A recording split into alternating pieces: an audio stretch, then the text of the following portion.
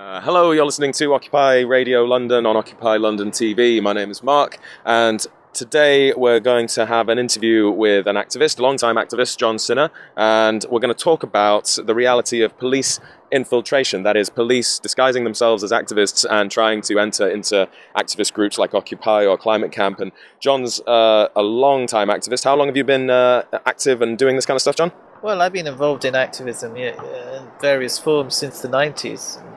So over 20 years, yeah. And you've participated in Occupy, Climate Camp, you've done all sorts of mobilizations, Reclaim the Streets. I've been involved.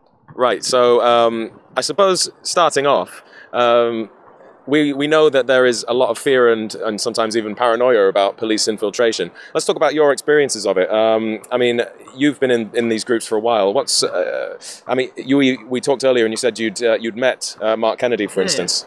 I mean, what I want to say about police infiltration is that I've been involved in activism, as you said, for over 20 years. And in all that time, I've only ever met one person who is known to have been a police infiltrator, and that is Mark Kennedy. So, the first thing I want to say is it's not very common, that you're not likely to meet in the course of your activist lifetime that many police infiltrators. And I think it's because it is very expensive for the police to deploy infiltrators. So the first thing I'd say is it's not a very common thing, so you should not be suspecting your comrades as being spies. So do you perceive the main damage done by police infiltration to be the infiltrators themselves, or the kind of internal damage and distrust it creates? Well, I would say actually the intelligence that they give the state is not the main harm they do. I would say the main damage they cause is the paranoia it creates, which actually does more to harm groups than any information they could give to the authorities. Well, when we spoke earlier, you said that the group that you were in, I think it was Climate Camp, you said that you thought you were much more suspected than Mark Kennedy was. Well, I would say that he was definitely more trusted with direct action operations than I was, and that's probably because he had, a van and stuff and had certain skills. So he was more involved in that area of thing, and it is generally the case that infiltrators, police infiltrators do play leading role in organisations. The people that are often discovered are people that play the leading active roles, not the people who are considered to be they're often considered to be the most reliable people.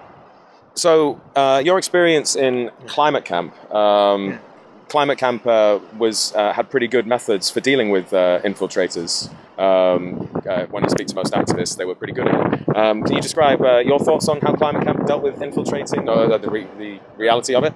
Well, I mean, whether they had good methods or not, maybe we can debate that. But one good thing is that there was a kind of, there was a discussion and a debate about it to some extent.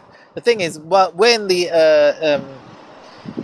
news came out of Mark Kennedy's infiltration, there was a kind of, the Climate Camp people were facing sort of a crisis because it wasn't clear where the movement should go next. And so, they did in, 2011, early 2011, they issued a metamorphosis statement where they announced they would be taking a break from activism. I don't think that was because of Mark Kennedy. I don't think Mark Kennedy caused that to happen. I thought there were genuine political reasons why, they felt they couldn't go on in the current form.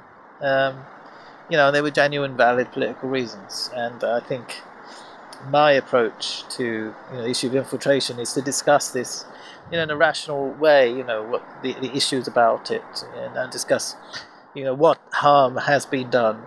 And then we can have, we can put the whole thing into perspective. Well, taking your lead from that then, let's say, there's activist groups out there now. Some people from those groups will be listening to this. So they have issues, they have worries about people, or maybe even there's accusations happening internally. What would be, in your experience, what's the best thing to do? How should groups tackle this? Well, the first thing to say is you're not likely to encounter an infiltrator, because that's not my experience. Is I've only ever met one. Maybe if you're more involved in a more militant type of direct action, it's more likely to be infiltrated, and more open groups are less likely to be infiltrated. Well, that's an interesting point, because when we spoke before, you said that much more cliquey and closed groups are more vulnerable to infiltration. And I think a lot of people would find that statement counterintuitive. You'd think that if groups are more open, more transparent, more accessible, then they'd be more vulnerable for, it's easier for infiltrators to enter into them. I mean, can you explain that one a little bit? Well, yeah, this is the paradox, actually. The more open your group is, the less likely you're to suffer from infiltration or to have negative fallout from it.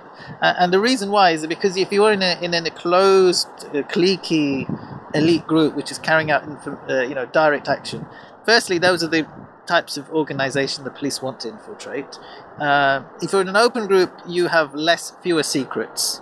More of what you do is in the public domain. If you're a closed group doing that, you have more secrets, and you're less open, and therefore you are relying on a smaller number of people to carry out actions which could be get people arrested or in jail.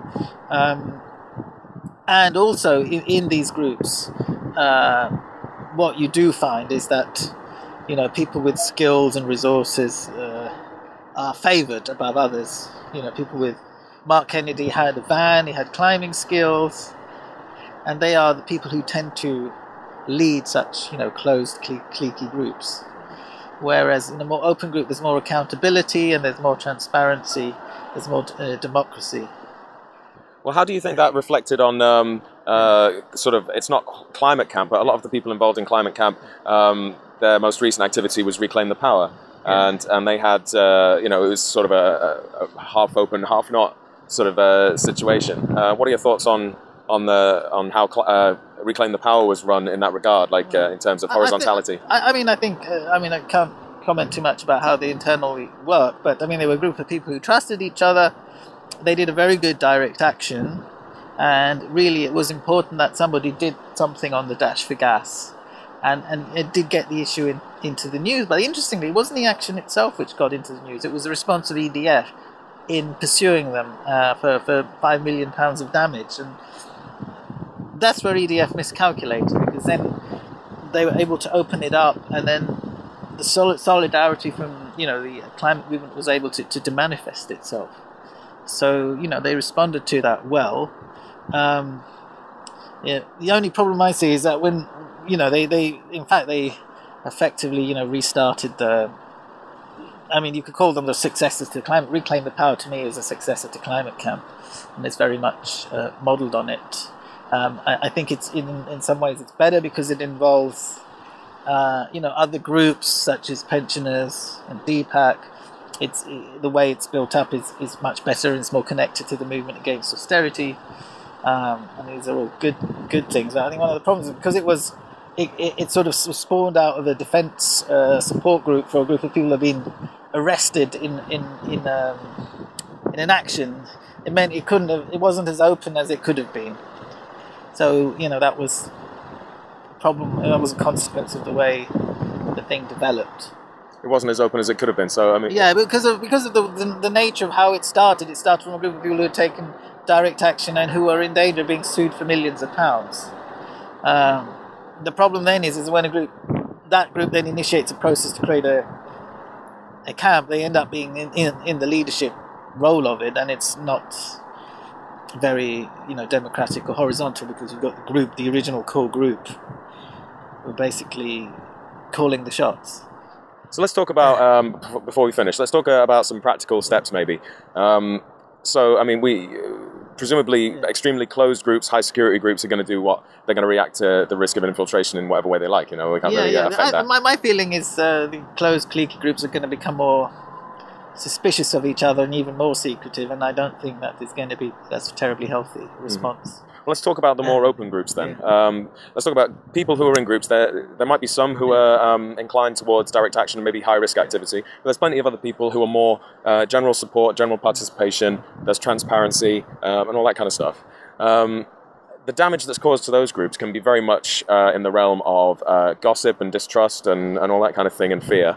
Well, I think one of the problems with this suspicion and paranoia of infiltration is it can create an air of distrust amongst people, which is the real damage which is caused by infiltration.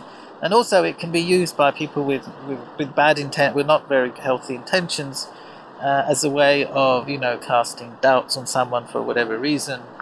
So that those suspicions can easily be misused and abused. And I think people should be aware of that. You know, not if someone is accused of being a spy, then I would always look at such an accusation with skepticism unless they provide concrete evidence. Okay, so I mean, there's an accusation, or even just gossip. I mean, in the case of Mark Kennedy, you know, people had concrete evidence that he wasn't what he said, who he said he was. You know, he gave them false name, and they discovered that actually one day in his house they saw his passport. I think the false accusations are more common than genuine ones. So how should a group respond if false accusations are, you know, rife and you know, should a group what would be if you were in a group and you were trying to organise and there was that kind of thing happening? What would be your take on it? Well, I think if you've got suspicions of someone, then you should come out with the evidence to the group. What you shouldn't do is you know, say you've got you know, suspicions about someone and not produce any evidence, because that's harmful. You know, either you have evidence or you don't have evidence, and if you don't have evidence, then you shouldn't be suspicious of people. I think that's very unhealthy, and I think that